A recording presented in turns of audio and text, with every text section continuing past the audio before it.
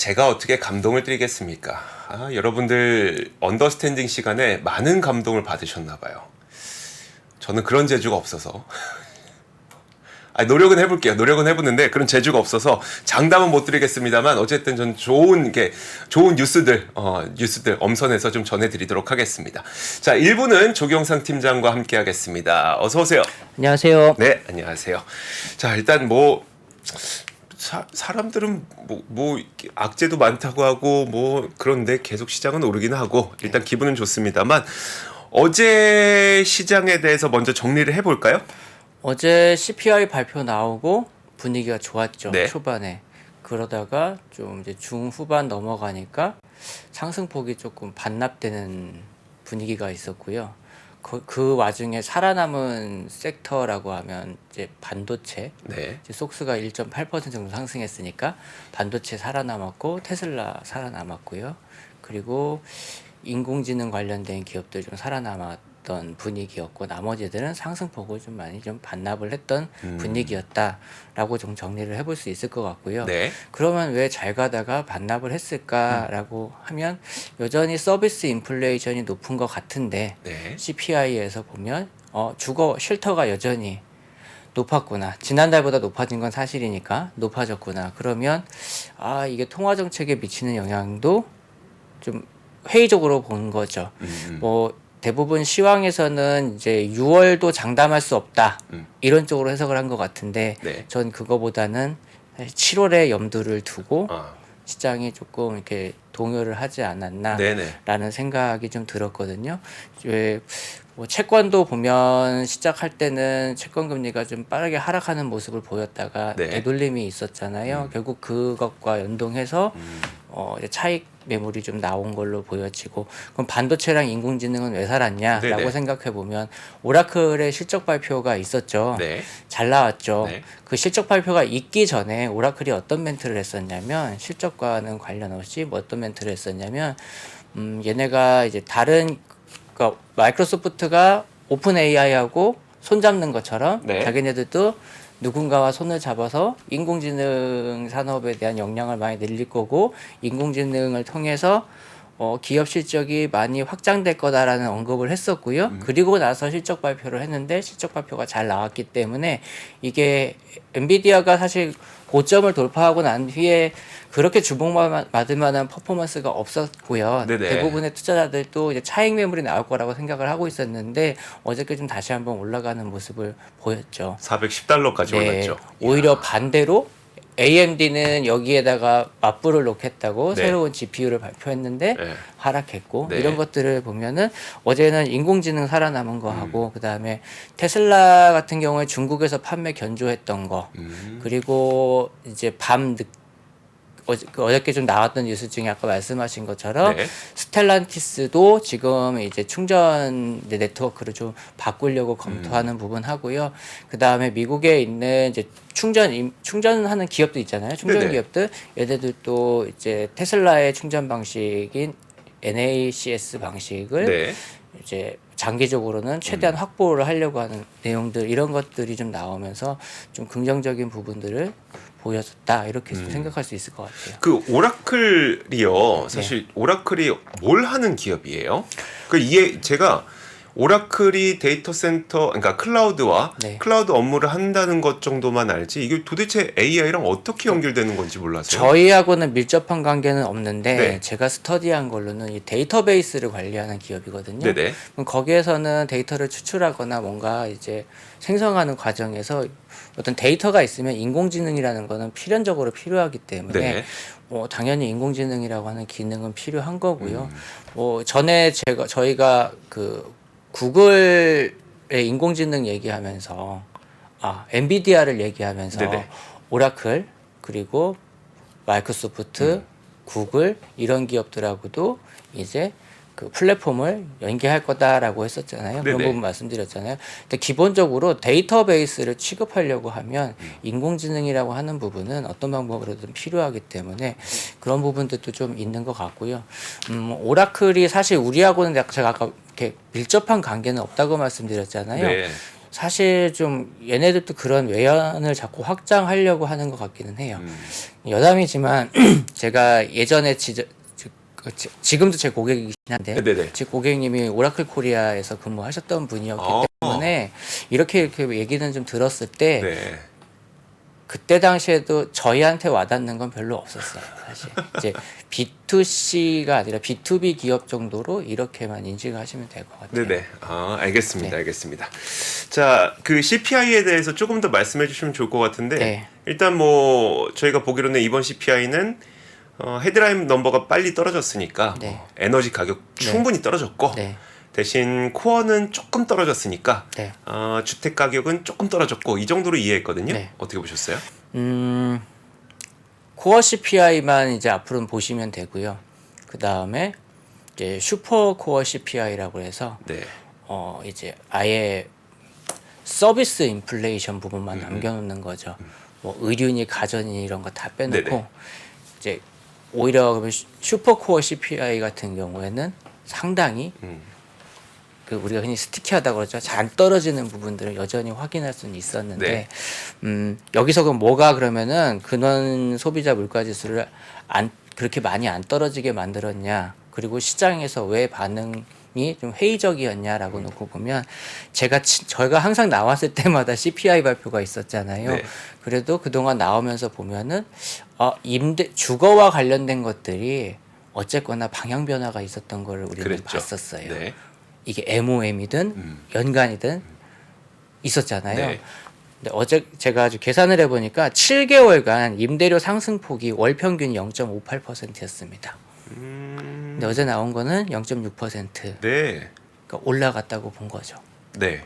그러니까 불안하죠. 왜 6월에든 7월이든 금리 중단할 분위기였다가 올릴 수도 있다는데 요 수치에 대해서 연준이 어떤 판단을 할까?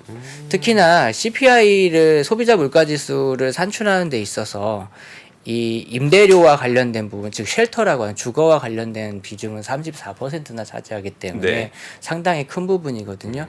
얘가 0.1% 변하는 거는 다른 애들이 변하는 거하고는 굉장히 큰 차이를 만들기 때문인 것 같은데 그 부분을 우리가 좀 생각해 놓으신다면은 평균을 상회했다. 네. 라는 느낌을 받으면 네. 그러니까 0.02%밖에 변화가 없었어요 보다는 네. 평균을 상회했다. 그럼 뭐 많이 오른 것 같은데? 그렇게 해놓고 네. 보면은 이제 FOMC에서 어떤 분위기로 갈까 이렇게 충분히 우리가 의심할 수 있는 상황일 것 같아요. 그러니까 일단 6월 FOMC는 동결할 것 같고 동결인데, 몇 시간 네. 남았습니까? 지금 한 5시간 정도밖에 남지 않았는데 내일까지 아니에요? 네? 내일 새벽에 나오는 내일 새벽이니까 네, 5시간 정도 남았는데 자 과연 이제 일단 그 금리 자체는 동결인데 사실 그거에 대해서 시장은 민감하게 반응할 것 같지 않고 금리 네. 자체는 전혀 네. 신경 안 쓸 것 같고 그럼 과연 파월이 무슨 말을 할 것이냐? 거기서 네. 7월에 어떤 방향으로 갈 건지 단서를 주느냐 안 네네. 주느냐인 것 같은데 그러면은 이번에 CPI에서 대부분의 여론은 이제 뭐 중고차나 이렇게 튀어나왔던 것들은 정말 네네. 그냥 튀어나왔다라고만 생각하는 것 같고 좀 민감하게 반응을 보인 게 임대료 쪽인 것 같은데 네. 그 부분에 좀 집중적으로 말씀을 드리려고 준비를 해왔고요. 이 주거 물가의 네. 세부 내역을 또 한번 보고 왔어요. 주거 물가에도 세부 내역이 있어요? 네. 뭐가 있어요? 뭐 임대료가 있고요, 네. OER도 있고요, 네. 또는 주주거 비용, 그러니까 주주거 비용은 뭐예요? 내 집에서, 그러니까 내가 살고 있는 집에서 네네. 임대료를 내는 거 하고 네. 외박, 밖에서 자는 거, 네네. 밖에서 자는 거, 호텔이나 모텔이나 이런 데서 자는 비용, 네. 이게 다 포함돼 있어요. 그래서 보니까 주 주거 비용은 그러니까 실제 내가 집에 렌트는 하락했어요. MOM으로 보면 전달보다 하락했고 OER이 동률을 기록했어요. 0.5% 상승. 네. 높은 것 같긴 했는데 네. 이거 작년 거를 한번 참고해 봤거든요. 아. 작년에 작년 12월 달에 발표된 내용을 보면요. 직전 5개월 동안 평균적으로 0.8% 상승했어요. 한 달마다요? 한 달에 한 번씩? 네, 0.8%씩? 네, 평균은. 그럼 0.5%면 상당히 완화된 거고요. 그러네요. 거기서 또 하나 우리가 극간을 좀 읽어야 되는 게 작년 12월에는 0.8% 수준의 상승이 있었어도 네. 이 OER이라고 하는 게 네. 7.5%밖에 상승 안 했거든요. 네. 연간으로. 네. 근데 이번에는 0.5%인데 네. 8%가 넘게 상승했어요. 그건 뭐예요? 작년 상반기에는 네.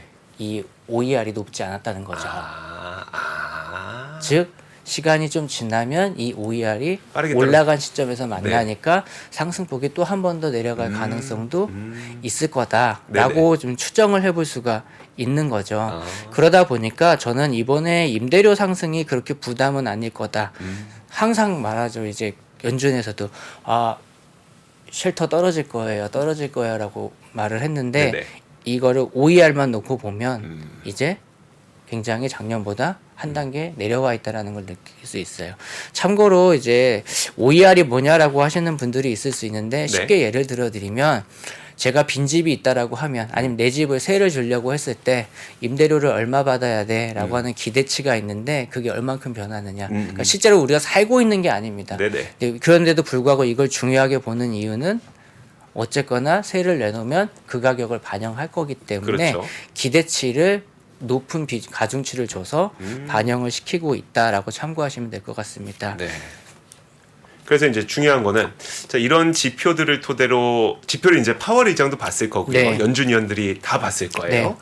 보고 과연 어떤 판단을 내릴 것이냐. 뭐 파월이 어떤 말을 할 거냐라기 전에 네네. 이제 물론 이제 그런 자리에 있는 분들은 말 바꾸기도 워낙 많이 하긴 하지만 네. 상황에 따라서 네. 작년에 전 이런 말이 좀 생각났어요. 지금은 이제 백악관으로 가 있는 브레이너드 라일 브레이너드. 전 부의장이 이런 말을 했죠. 통화 정책을 했을 때 그게 실질적으로 실물 경제에 오는 데까지는 시간이 걸려라고 제일 먼저 얘기했고 그다음에 파월 의장이 몇 달 뒤에 그 말을 인용해서 네. 원래 통화 정책이란 정책을 쓰게 되면 그게 경제 현상에 나타나는 데까지는 충분한 시간이 필요하다라는 네. 얘기를 했잖아요. 그러면 6월에 동결하고 7월에 다시 인상한다?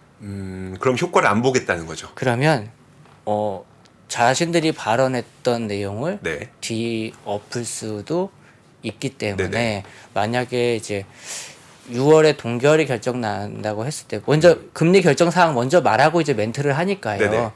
만약에 동결을 하고 나서 나올 수 있는 발언 중 동결이라면 나올 수 있는 발언은 어떤 부분의 확률이 높냐라고 저는 생각해 봤을 때 물가가 서비스 인플레이션도 완화될 수 있는 징후들이 나타나고 있다 정도의 멘트를 하지 않을까. 그래요? 그렇게 말하면 7월에도 저는 한동안은 동결을 해놓고 보겠습니다라는 의미로 해석할 수도 있겠다. 그렇게 조금 생각을 해봤고요. 네. 시장이 분명히 어제도 차익 매물이 나왔어야 되는데 네. 상승으로 마감한 걸 보면 그쪽에 대한 기대감이 좀 있지 않나? 채권은 좀 반대로 움직였지만 주식시장에서는 그런 부분들을 좀 충분히 반영하지 않았나 싶어요. 그 이제 파월 의장이 지금까지 우리한테 보여줬던 행보를 뒤돌아보면 네. 항상 성명서 발표 때는 온화해요 사람이 이렇게 좋을 수가 없어. 그런데 꼭 기자회견 가면은 시장에 뒤통수를 칠 것 같은 그런 멘트들을 계속 해왔단 말이에요. 네. 굉장히 매파적인 이야기도 좀 네. 하고 이번 기자회견은 좀 어떨 것 같으세요? 제가 이걸 좀 복기해 보면 우리 2월에 FOMC 했을 때 네. 디스인플레이션이란 말을 네. 엄청나게 많이 하셨는데 그 뒤에 나온 지표들이 워낙에 인플레이션이 세게 반영돼 있는 게 나오니까 네. 여전히 높다란 말을 본인도 인정을 했던 적이 있잖아요. 네. 근데 저는 그때처럼 이번에도 그런 느낌으로 발언을 좀 하지 않을까. 이제 서비스 인플레이션이 뭐 하락할 수 있는 시기가 네네. 오고 있지 않냐. 물론 앞에 단서는 있겠죠. 여전히 높긴 하지만 느리지만 완화의 징후를 보고 있다 정도의 말이 나와야지 동결이라는 명분을 얻을 수가 네네. 있다라고 생각이 들어서 그런 멘트가 일단 좀 나올 것 같긴 하고요. 그러니까 조경선 팀장님은 지금 그래도 우리가 시장에서는 6월에 멈췄다가 7월에 다시 올릴 거야라고 했지만 이럴 가능성이 상당히 좀 낮아 보인다는 말씀이 네, 왜냐하면 뭐라고 해야 될까요? 한 달 정도, 네. 그러니까 45일 정도 금리를 멈춰서 경기 지표를 지켜본다? 라는 건 네. 그러면은 그 전까지니까 90일이니까 3개월 동안인 거잖아요. 네네.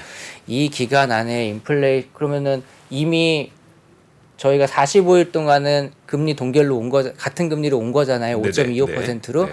근데 이번에 CPI를 보시면 아시겠지만 코어 CPI 떨어졌잖아요. 네. 그러면 이것만 놓고 보더라도 효과가 있다라고 받아들이지 아니야 좀 올라갈 거야라고 받아들이는 분들은 별로 없겠죠. 없을 거예요. 어허. 있다면 어떤 거냐? 조금 더 빠르게 떨어뜨려야지 나중에 문제가 안 생기니까 금리를 올려야 돼라고 말씀하시는 분은 있어도 이게 뭐 효과가 나타나지 않았다라고 말하기는 제가 보기에는 분명히 예. 이번 기자회견 때 7월에 올릴 겁니까에 대한 질문 분명히 있을 거예요. 이거. 데이터를 보고하겠다고 하겠죠. 그건 너무나 정해져 있는 답인 거고 네네. 이제 우리는 이제 거기 그 말 속에 어떤 의미를 그러면 가지고 있는지를 봐야 보통 될 이제 것 같아요. 시기에 따라 다른데 데이터를 보고 결정하겠습니다가 사실 시장에 되게 충격적일 때가 있어요. 그러니까 지표가 막 올라갈 것 같을 때, 막 물가 네. 올라갈 것 같을 네. 때, 그럴 때는 안 좋은데 지금은 차츰차츰 떨어지고 있는데 데이터를 보고 결정하겠습니다라는 말이 나오면 오히려 시장에서 긍정적일 수 있겠네요. 그럴 수도 있을 것 같습니다. 네. 그런 생각을 좀 해봤어요. 아니, 제- 납득이 돼요. 예. 제가 뭐 시장에 당연히 증권사 직원이니까 시장이 좋았으면 하는 것들도 있지만 네네. 사실 이런 부분들은 어떻게 보면 이제 사람의 나와 있는 숫자를 가지고 네. 그 사람이 그동안 했던 행동을 가지고 네. 그리고 지금의 정황이나 분위기를 가지고 어떻게 해석을 해야 되나라고 생각해 봤을 때는 글쎄요. 한 번 동결을 하고 다음에 인상을 한다. 보통 이제 통화 정책이나 이런 부분들을 좀 기사를 많이 보시거나 많이 찾아보신 분들은 통화 정책에서 가장 나쁜 게 연속성이 없는 맞아요. 거거든요. 네. 오락가락하는 네네. 거거든요. 그것 자체가 불확실성이기 네. 때문에 그 동결 자체가 신중한 거지. 동결이라는 걸 한 번 결정하면 이번은 동결하고 다음은 점프 뛰고 미국이 그럴 수 있는 나라는 전 아니라고 네네. 봅니다. 네. 알겠습니다. 자, 혹시 뭐 FOMC에 대해서 더 하실 말씀 있으실까요? 아니요, 이 정도 FOMC 는 마무리 할까요? 네, 나오는 걸 봐야 되니까. 아니, 나오는 거 봐야 되니까. 네. 너무 말이 길면 안 돼. 네. 맞아요. 자, 그러면 다음으로 볼 수 있는 거는 저 안 그래도 테슬라. 네. 일단 어제까지는 13거래일 연속 네. 신기록을 상승이라는 신기록을 경신했어요. 네. 저도 바람 같아서 이제 오늘 밤까지 오르는 14거래일 연속 상승이라는 신기록을 기록했으면 좋겠는데 네. 그럴 것 같으세요? 아닐 것 같으세요? 저는 올랐으면 좋겠죠. 네. 올랐으면 좋겠는데 이제 우선 우리가 얘기를 해봐야 되는 게 이제 저희 고객님들도 많이 물어보는 테슬라가 그동안 올랐던 게 네네. 뭐 차저 이야기도 있었고 여러 가지 이야기가 있었잖아요. 네네. 그러니까 뉴스에 의한 거냐라고 놓고 봤을 때 당연히 좋은 뉴스였죠. 그렇게 좋은 뉴스가 작년 하반기에 나왔을 때는 백약이 무효했었거든요. 네. 그러니까 뭔가 이제 시장 분위기가 달라진 부분들도 있을 거고요. 전 조금 재밌는 내용을 좀 공부를 해갖고 왔는데, 네. 테슬라 주주분들은 좀 많이 아실 수 있어요. 테슬라가 저점을 찍고 지금까지 올라오면서 공매도이잖아요. 네. 그러니까 숏이라고 하죠. 네. 그게 어떤 추이를 보였는지를 설명을 드리면 모르시는 분들이 좀 많더라고요. 네. 5월 15일까지 한 9,500만 주 정도의 공매도 잔고가 있었습니다. 5월 15일이요? 네. 한 달쯤 전이네요. 네. 네. 이게 보름이 경과한 후에 이제 그 보름 전 거를 집계하는군요. 보여주기 때문에 네네. 이제 지금 저희가 확인 가능한 건 5월 30일일 것까지거든요. 네. 이제 보니까 5월 15일에 9,500만 주 정도 공매도가 있었고요. 네. 그리고 이 9,500만 주라고 하는 거는 작년 하반기 말부터 계속 쌓여서 늘어났던 겁니다. 그럼 테슬라는 저점을 찍고서 네. 주가가 올라오는 기간에도 공매도는 계속 조금씩 늘어나 있었어요. 네네. 즉 이게 공매도가 해소되는 숏커버 내지는 숏 스퀴즈라고 하는 현상에 의해서 주가가 올라온 게 아니다라는 거고요. 이거는 엔비디아도 비슷했어요. 네. 네. 공매도는 여전히 좀 쌓여 있는데 만약에 숏 스퀴즈가 나오면 이 공매도 물량이 훅 줄어들어요? 그렇죠. 이제 어. 제가 만약에 이주호 기자님께 돈을 빌렸으면 네. 돈으로 갚아야죠. 그렇죠. 공매도는 주식을 주식으로 빌렸으니까 갚아야죠. 주식으로 갚아야 돼요. 네. 그 주식의 가격이 얼마이든 간에 네네. 그게 이제 공매도에서 를 했으면 이제 나중에 그쵸. 상환해야 되는 방법이죠. 네. 만약에 내가 공매도 했던 게 주가가 올라가 버리면 내가 빌렸던 주가보다 올라가 버리면 공매도를 한 사람은 손해를 보게 되는 거죠. 네네. 그러면 그 손해가 막대해지기 때문에 그걸 회피하려면 빨리 주식을 사놔야 되잖아요. 그렇죠. 그걸 우리가 쇼커버 내지는 숏 스퀴즈라는 용어를 쓰는 건데 네. 근데 테슬라는 저점을 찍고 나서 지금까지 오는 동안에 공매도 청산이 많이 이루어지지 않았고요. 네. 특이했던 게 5월 중순 이후에 테슬라의 움직임이 점점 좋아지기 시작했잖아요. 네. 5월 말일까지 그 기간 동안 대략 한 400만 주, 300만 주 정도의 공매도 물량이 감소가 있었습니다. 오. 네. 전체 테슬라 발행 주식 수가 31억 주 정도 돼요. 네. 그 중에서 한 1억 주라고 하면 큰 비중은 아닌데 그러니까 9,500만 주에서 9,100만 주 정도로 네. 공매도가 감소했어요. 줄었다. 네. 네. 제가 매일매일 그 빅테크나 시장 일기를 쓴다고 그랬잖아요. 네네. 그래서 제가 그 기억을 나서 제가 기록했던 걸 찾아보니까 미국 시간으로 6월 1일에 네. 혹시 TSLI ETF 아세요? 인버스 ETF. 네네. 네. 그게 이제 이틀 뒤에 청산돼요. 네. 6월 16일 날 청산될 거라고 6월 1일에 공시를 했습니다. 왜 청산되는 건지는 중요하지 않아요? 손실 났으니까 시장이 너무 많이 올라 버렸으니까 이 우리가 그 ETF의 자산이 더 네네. 이상 버틸 수가 없는 거죠. 음. 그 미국은 흔히 이렇게 해서 예를 들어서 예전에 리츠라든지 네네.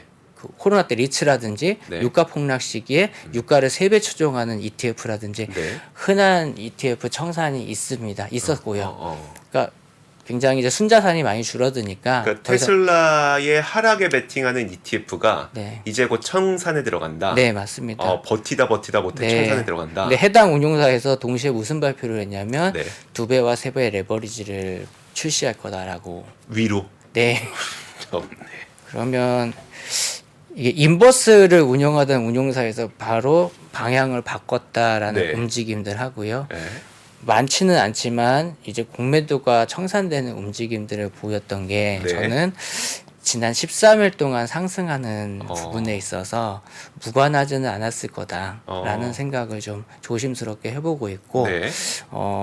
이제 이달 말쯤 되면은 이제 15일까지의 이제 물량이 나올 거 아니에요. 네네. 좀 확인해 볼 수 있어서 투자자분들도 그런 부분들은 조금 지켜볼 필요가 있다라는 말씀을 드리고 싶었어요. 어떤 의미예요? 그러니까 우리 투자자분들이 신경 써야 될 거는 그러면 공매도 잔고를 잘 체크하고 있다가 만약에 상승과 함께 공매도 잔고가 크게 줄어든다면 거의 올라올 만큼 올라왔다고 봐야 되는 거예요. 그러면?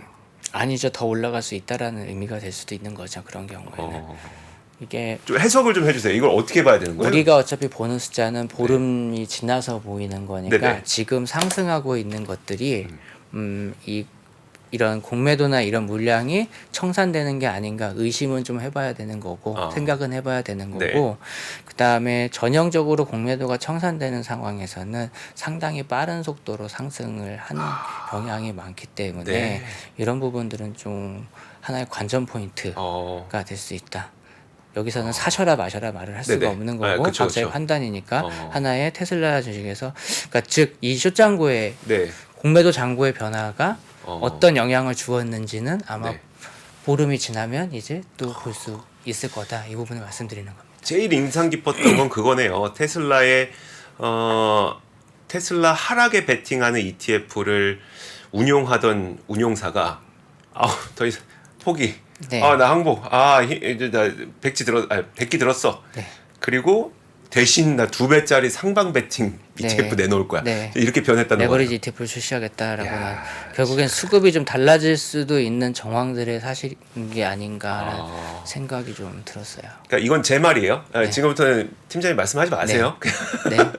저는 안 그래도 좀 올라왔던 게 좀 약간 무섭긴 했거든요. 너무 빠르게 올라오니까 그냥 가격 자체가 올라오니까 좀 무서웠었는데 이런 시장의 움직임들이 있다는 게 굉장히 좀 그러면 저는 이야기 듣고 좀 더 가는 것도 그렇게 무리는 아닐 수 있겠구나라는 생각까지 좀 드니까 이건 저의 판단입니다.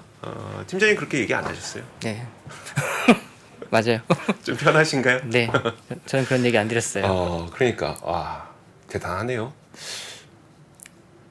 근데 사실 이익이 좀 따라와 줘야 되는 거잖아요. 그러니까 지금 나오고 있는 내용들이 사실 이익이 따라올 것 같아서 올라오고 있는 건 맞아요. 왜냐하면 $7,500 모든 차종에 $7,500 세금 다 보조금 받을게. 그러면 이제 많은 사람들이 사겠죠. 캠리보다 싸졌으니까. 그리고 뭐 테슬라 슈퍼차저를 이용할게. 이것도 결국 뭐 작게나마 테슬라 슈퍼차저를 이용을 하게 되면 사람 그 이용료가 또 들어올 테니까 이것도 이게 따라올 거고. 뭐 그런 것도 있지만요. 잘 생각해 보시면 지난 1분기 때 실적 발표하고 테슬라의 주가가 떨어졌던 이유는 네. 4분기보다 마진이 떨어졌죠. 맞아요. 왜냐? 가격이 인하 했으니까. 네. 4분기보다 네. 보통은 우리가 연간으로 비교해야 되는데 변화했던 시점이 4분기였으니까 네네. 가격 전책이 네. 그럼 이제는 가격을 올렸단 말이에요. 이렇게 비교 안 할 거란 말이죠. 어디랑 비교하냐? 작년 2분기하고 비교할 가능성이 높죠. 이제는 정상적인 상황이라고 생각하니까 네네. 갑자기 가격을 인하했던 게 불리한 상황이 아니니까요. 이제 네네. 그러면 네. 전년 대비하고 비교를 해야 되는데 네. 테슬라는 작년 2분기가 실적이 가장 안 좋았죠. 아. 코로나 때문에 봉쇄해가지고 네, 판매도 안 됐고 네. 인도도 안 됐고 아. 생산도 안 됐고 가장 실적이 안 좋았던 걸로 제가 기억을 해요. 네네. 맞죠? 맞아요. 그러면은 지금 테슬라가 중국에서 판매량 나오는 거나 모델 Y 너무 잘 팔려서 가격 올리는 거나 네네. 이런 것들을 봤을 때는 전년 동기 대비해서 상당히 점프업 할 것 같다라는 거죠. 아하. 좀 그런 생각이 좀 강하게 들었어요. 그러니까 알겠습니다. 이러한 배경들이 전부 다 봤을 때, 좀 눈치 빠른 이제 공매도 잔고들이 청산된 거는 이런 부분들 좀 염두에 두고 움직인 게 아닌가라는 생각도 좀 해봤습니다. 알겠습니다. 알겠습니다. 자, 저희 얘기하고 있는데 PPI가 나왔나 보네요. PPI가 전월 대비 0.3% 하락했다고 합니다. 사실 그 PPI가 마이너스를 기록했던 적이 최근에 있었던가요? 드물었던 없었죠. 제 기억에서 없던 것 같아요. 그 이번 PPI가 사실 마이너스 0.1% 정도로 진짜 유례 없이, 그러니까 최근 동안 물가 계속 오르니까 어떻게 PPI가 전월 대비 내릴 수가 있었겠습니까? 유례 없이 0.1% 감소할 것으로 예상이 됐었는데 실제로는 0.3% 감소하는 걸로 나왔다고 합니다. 이걸 종합해 보면 네. PC도 그렇죠. 떨어지겠죠. 음. 분명히 FOMC를 할 때 연준 위원들은 감안을 하고 있을 것 같아요. 다 보고 있겠죠. 네. 눈 뜨고 보고 있겠죠 이제. 자, 좋습니다. 자, 테슬라 이야기까지 들어봤습니다. 와, 자, 좋습니다. 조경상 팀장님과 함께했습니다. 고맙습니다. 감사합니다. 시간이 흘러도 변하지 않는 여러 가지 원칙과 사고 체계는 존재하거든요. 대가들의 사고 체계, 투자 기법이 아니라 생각의 방법. 그런 거를 분해를 해서 재구성을 해서 하나의 어떤 틀로 조합을 하는 과정이 필요한 것 같다. 라쿤 자산운용 홍진채 대표의 거인의 어깨에 19년간 초과 수익을 달성한 그가 어떻게 주식 대가들의 투자법을 활용했는지 이 책에서 최초로 공개합니다. 대가들의 검증된 투자법을 여러분의 눈으로 직접 확인하시죠.